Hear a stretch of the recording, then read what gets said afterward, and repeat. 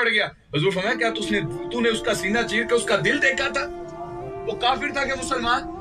आज मेरे और आपके पास कौन सी अथॉरिटी है कि हम लोगों को कुफर के फतवे देते चले जाए? अल्लाह अकबर। तो हुजूर ने उसका मुंह खोला, अपना लुआब नहीं तबलीग कर दी। अब दीन की तबलीग करनी कैसे है? तुमने मोहब्बत के साथ लोगों को करीब करना है, तुमने प्यार देकर के लोगों को करीब करना है, तुमने लाचारों की मदद करके उनको करीब करना है, ना कि अपने से दूर करना है। हमने सारा बेड़ा उलमा पे छोड़ दिया। और फिर माजत के साथ मुझे कहने दीजिए, हमें उलमा भी वो पसंद है जो हमारे कानों का हज पूरा करे। मौलवी आया, कान पे हाथ रखा, सारी रात तकरीर की, सुबह उठ के पूछा जी क्या बयान करके? बयान कुछ नहीं करके गए, जेबें खाली करके। फिर तबलीग कहां से होगी? फिर नमाज का ज़ौक़ कहां से पैदा होगा? जब अवाम का मुतालबा तरन्नुम होगी तो फिर मिंबरों के ऊपर मरासी बैठेंगे, उलमा कहां से आएंगे? जब हक बात सुनने की हिम्मत ही नहीं सीने के अंदर, तो हक बयान कौन करेगा? और जब तक बयान नहीं होगा कोई अमल कैसे करेगा? और लोगों को पता कैसे चलेगा कि हक क्या है और ना हक क्या है? वो किसी ने ज़हन बनाया, उसने कहा कि आज के बाद मैंने खालिस दूध जो है वो लोगों को देना है। उसने खालिस दूध जो है वो बेचना शुरू कर दिया। 4-5 दिन गुजरे थे, उसके खिलाफ पर्चे हो गए। पता नहीं ये दूध के अंदर क्या मिलाता है, हमारे बच्चों को पेचस लग गए। उसको पकड़ के अदालत के अंदर लाया गया। मियां तो क्या मिलाता? उसने कहा मिलाता कुछ नहीं, असल को 2 नंबर पीने की इतनी आदत होगी, अब 1 नंबर रास ही नहीं आता। हमने तो शुरू से 2 नंबर सुने ना, जो कहते हैं एक बार महफिल मिलाद में आओ बख्शे जाओगे। सहाबा से बड़ा आशिक भी को दुनिया पे आएगा? हजरत अबू बकर सिद्दीक से बड़ा आशिक भी को दुनिया पे आएगा? लेकिन क्या उन्होंने कभी कहा कि हुजूर हम आपसे मोहब्बत करते हैं, नमाज नहीं पढ़ सकते? हम आपसे मोहब्बत करते हैं, जिहाद नहीं कर सकते? तो हम मोहब्बत करते हैं, बस बख्शे जाएंगे, बात खत्म हो जाएगी। लेकिन किसी से आप भी नहीं करते। उन्होंने अमल के साथ करके बताया। यार मदीने के अंदर दफन होने की बहुत बड़ी जो है वो सादत है ना, बहुत बड़ा एजाज है ना। तो क्या सहाबा को इस एजाज का इल्म नहीं था? क्यों मदीना छोड़ दिया? आप देखें, किसी की कब्र आपको तुर्की के अंदर मिलेगी, किसी की चाइना के अंदर मिलेगी, किसी की कहां मिलेगी, किसी की कहां मिलेगी। क्यों मदीना छोड़ा? क्योंकि हुजूर के मिशन को लेकर के आगे बढ़ना था। और मिशन को लेकर के आगे बढ़े, फिर चलते गए। माजत के साथ आज मेरी मिल्लत के नौजवान को गुमराह किया जा रहा है और कहा जाता है कि चर्च के अंदर चले जाओ, कोई बात नहीं, खैर है। तुम हिंदुओं की होली पे भी जा सकते हो, तुम ईसाइयों के चर्च पे भी जा सकते हो। जो बुतों को पूजता है वो भी किसी ना किसी सूरत एक खुदा को मानने वाला है। क्या तुम्हारी तवीलें मेरे नबी के इल्म से ज्यादा बढ़ गई? हुजूर को नहीं पता था वो एक खुदा को मानने वाला है? सारी जिंदगी अगर ये बात तुम्हारी सामने रखी जाए कि जो बुतों को पूज रहा है वो भी किसी ना किसी सूरत एक खुदा को मानता है, तो फिर मुझे बताइए सारी जिंदगी मेरे नबी ने जिहाद किससे किया? वो तो आकर के कहते थे यार सीधा सीधा मामला है, बात खत्म कर दो, 1 साल तुम बुतों को पूज लो, 1 साल हम तुम्हारे खुदा को पूज लेंगे। लेकिन हुजूर फरमाया ये मेरे होते हुए कभी भी नहीं हो सकता। बल्कि हुजूर ने एक तरीक साज जुमला कहा था। जब आपके चचा ने आके कहा ना भतीजे ये काम छोड़ दे, वो आफने करते हैं, वो पेशकशें कर रहे हैं, हुजूर फरमाता चचा अगर वो मेरे दाएं हाथ पे सूरज को ला के रख दें और बाएं हाथ पे चांद को ला के रख दें, ये कर कोई नहीं सकता, लेकिन अगर बिल फर्ज वो कर भी लें तो मैं तौहीद का आलम फिर भी नहीं छोड़ूंगा।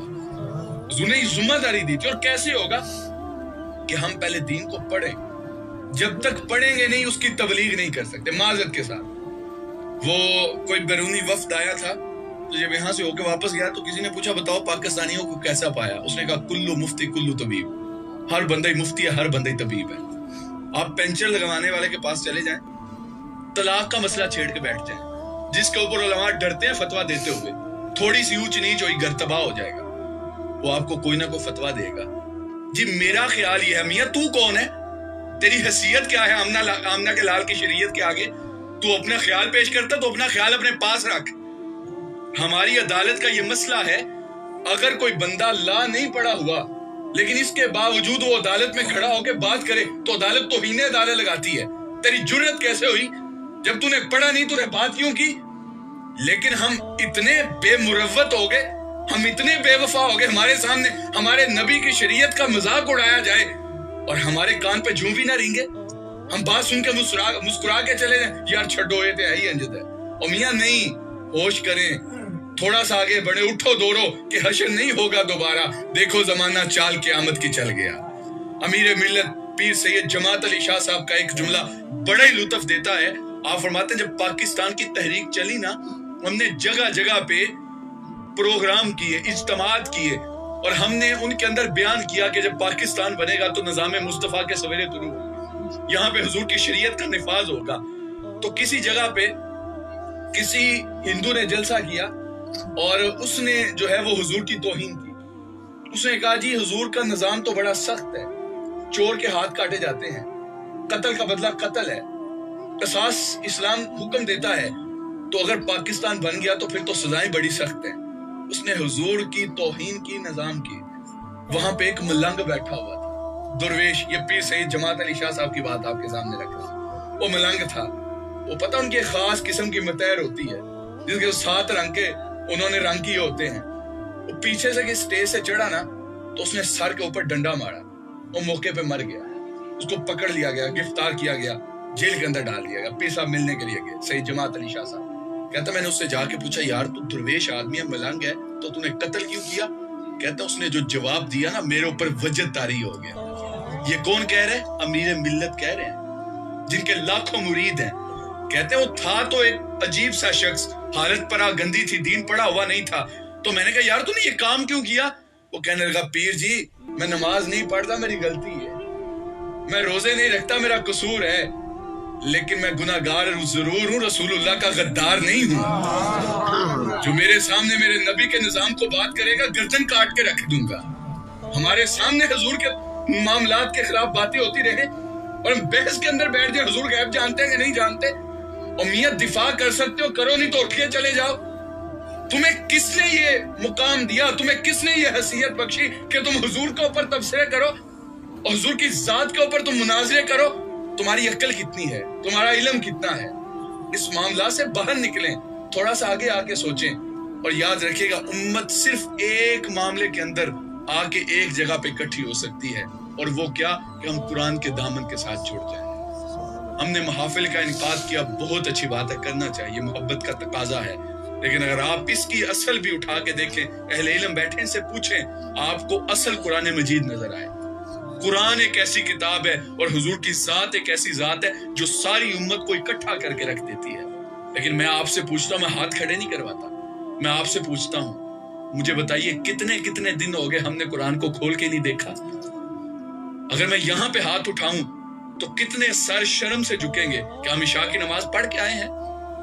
महफिल के अंदर आना वाजिब था, मुस्तहब था, आए बड़ी अच्छी बात है, हुजूर ने कबूल किया, लेकिन यार नमाज तो फर्ज ऐन थी, वो पढ़ी हमने।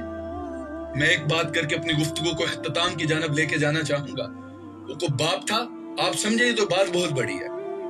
उसकी बेटी परवान चढ़ रही थी, उसने अपनी बीवी को बुलाया, कहने लगा मैं बेटी का इम्तिहान लेना चाहता हूँ। उसने कहा क्यों? उसने कहा शादी के काबिल है, कल कल इसकी शादी करनी है, देखें घर संभालने के काबिल भी है कि नहीं। तो उसने क्या किया, उसने बेटी को बुलाया, थोड़े से पैसे दिए, कहा बेटी ऐसी जगह पे छुपा के आना जहां पे कोई देखे नहीं। बेटी छुपा के आ गई। बाप ने उसकी माँ को बुलाया, कहने लगा जाओ ये पैसे ढूंढ के लाओ। अब माँ को तो घर की एक नुक्कड़ का पता होता है कौन सी चीज कहाँ पे पड़ी हुई है। वो गई, ढूंढा, कोई ना मिले, वापस आ गई। पता था कि माँ को मिले नहीं, इसने कहाँ पे छुपाए। तो कहने लगा बेटी तूने कहाँ पे छुपाए थे? उसने ताक से कुरान उतार के ले आए। उसने कहा बेटा ये क्या? वो कहने लगी आपने कहा था ऐसी जगह पे छुपाना जहां कोई देखे नहीं, कि यही तो चीज है जिसे हमारे घर में खोल के कोई नहीं देखता। थोड़ी मुझे बताओ, जादू ना हो, टूने ना हो, असेब ना हो, नजरे बद ना हो, साया ना हो, जब कुरान को खोल के नहीं देखा तो हम कैसे एक मुकाम पे इकट्ठे हो सकते हैं? वो किसी ने कहा था कि प्यास कहती है चलो रेत निचोड़ी जाए। लफ्जों की गहराई महसूस कीजिएगा। प्यास कहती है चलो रेत निचोड़ी जाए, अपने हिस्से में समंदर नहीं आने वाला। अपने काबे की हिफाजत अब हमें खुद करनी है, अब अबाबिलों का लश्कर नहीं आने वाला। ऐ सहने हरम तूने पुकारा तो हम आएंगे, ऐ सहने हरम तूने पुकारा तो हम आएंगे, अबाबिलों की सूरत में अब हम आएंगे, लेके हाथों में सदाकत के अलम आएंगे। ये अलग बात है कि तादाद में कम आएंगे। आज हमें उठना पड़ेगा। हम देखें हम किस जगह पे खड़े। हमने रसूलुल्लाह के निजाम को पसे पुश डाल दिया, और जब रसूल के निजाम को पसे पुश डाला फिर उम्मत का शराजा बिखर के रह गया। और इसके अंदर सारा कसूर अवाम का नहीं है, किसी जगह पे बहुत बड़ा कसूर तबका उलमा का है।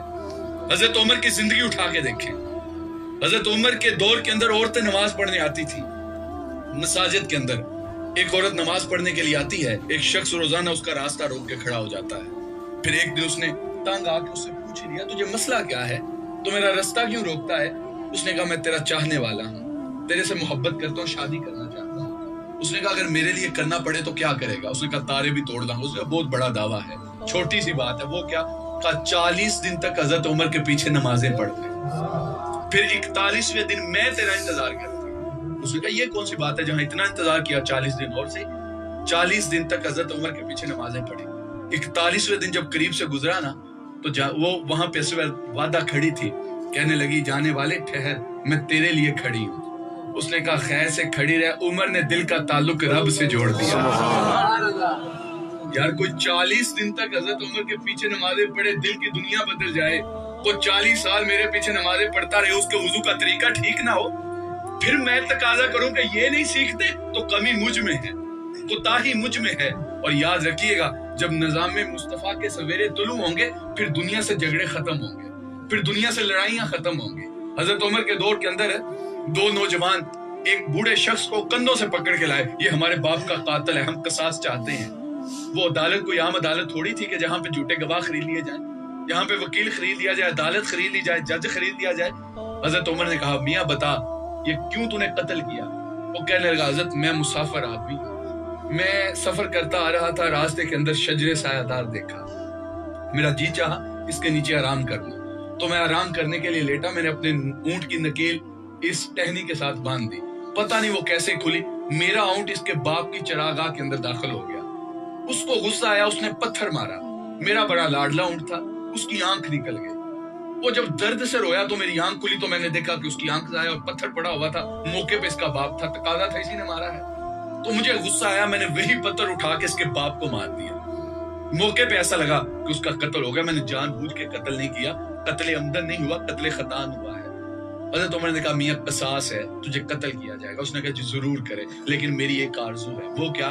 اس نے کہا میرے ذمے کسی کی کچھ رقم ہے، مجھے اجازت دے میں واپس کراؤں. حضرت عمر نے کہا ٹھیک ہے، یہ بڑے مجمع کے اندر تمہاری کوئی ضمانت دے دے میں چھوڑ دیتا ہوں. اب کون تھا جو پردیسی کی ضمانت دیتا؟ ادھر ادھر دیکھنے لگا، کوئی بھی اٹھ کے کھڑا نہ ہوا. جب مایوس ہو کے نظریں جھکائی تو نکر سے حضرت ابو ذر غفاری اٹھ کے کھڑے ہوئے. کہا میں ضمانت دیتا ہوں، یہ واپس پلٹ کے آئے. ضمانت مل گئی. تیسرا دن تھا، لوگ اونچے ٹیلے پہ کھڑے ہو کے دیکھ رہے تھے کہ کہیں سے کوئی آئے، لیکن اس کے آنے کے آثار نہیں تھے. میاں صاحب فرماتے ہیں ایک بار جو پھائیں اڑ جاندے وہ پھر کدے نہ پھنستے، بلا موت کے منہ سے نکل کے بھی کوئی واپس آتا ہے. لوگوں نے کہا ابو ذر تو نے غلطی کر دی، وہ نہ اسے کوئی جانتا ہے، نہ پہچانتا ہے، نہ مقام کا پتہ، وہ نہیں آئے گا. حضرت ابو ذر غفاری مطمئن کھڑے ہیں. دور سے غبار اٹھتا ہوا دکھائی دیا، قریب آیا تو وہی شخص. عدالت لگ گئی. حضرت عمر جو ہے وہ منبر پہ بیٹھے. کہا میاں فیصلہ سنانے سے پہلے ایک بات تو بتا. حضرت وہ کیا؟ کہا تجھے کوئی جانتا نہیں تھا، پہچانتا نہیں تھا، تیرے علاقے کا کسی کو پتہ کوئی نہیں، تو نہ آتا، تجھے کو پوچھ نہیں سکتا تھا تو کیوں آیا؟ اس نے کہا میں نے سوچا کہ میں نہ جاؤں، دل کے اندر یہ بات آئی، لیکن پھر میرے دل نے کہا کہ میری ضمانت ایسے شخص نے کیا جو مجھے جانتا نہیں، اگر میں واپس نہ گیا تو لوگ قیامت تک پردیسیوں پہ اعتبار نہیں کریں گے. حضرت ابو ذر غفاری سے کہا تو نے ضمانت کیوں دی؟ توجہ چاہوں گا اور میں اس بات پہ اپنا اختتام کرتا ہوں، اور اس کو ذرا رات کی نیند سے پہلے بستر پہ لیٹ کے سوچئے گا. جب انہوں نے پوچھا نا کہ ابو ذر تو نے ضمانت کیوں دی، تو حضرت ابو ذر غفاری کہتے ہیں حضرت عمر سے مخاطب ہو کے کہ حضور جب اس نے ادھر ادھر دیکھا نا مایوس کن نظروں سے، اس کی ضمانت کسی نے نہیں دی، تو میرے دل میں خیال آیا کل کا مورخ جب لکھے گا تو کیا لکھے گا؟ مدینے کی محمد کے مدینے میں کسی نے پناہ مانگی تھی، کوئی پناہ دینے والا ہی نہیں تھا. تو میں نے اٹھ کے پناہ دی. وہ بیٹے اٹھ کے کھڑے ہوئے، حضرت تاریخ کی کالک ہم اپنے منہ پہ ملیں گے، جائے ہم نے اپنے باپ کا قتل ہی سے معاف کیا. ہم تو اس نظام کے قائم، ہم تو اس نبی کو ماننے والے ہیں. تو حضور کی زندگی ہمارے لیے کامل نمونہ ہے. کہنے کے لیے بہت کچھ تھا لیکن وقت کے دامن میں اتنی گنجائش نہیں ہے. تو میاں حضور کی زندگی یہ ہمارے لیے اسوہ نور ہے. ہم حضور کی ذات کو دیکھ کر کے آگے بڑھے تو انشاءاللہ وہ وقت دور نہیں جب اس ملک کے اندر نظام مصطفیٰ کے سویرے طلوع ہوں گے. اللہ مجھے آپ کو حضور کی حقیقی محبت نصیب فرمائے. وآخر دعوانا ان الحمدللہ رب العالمین.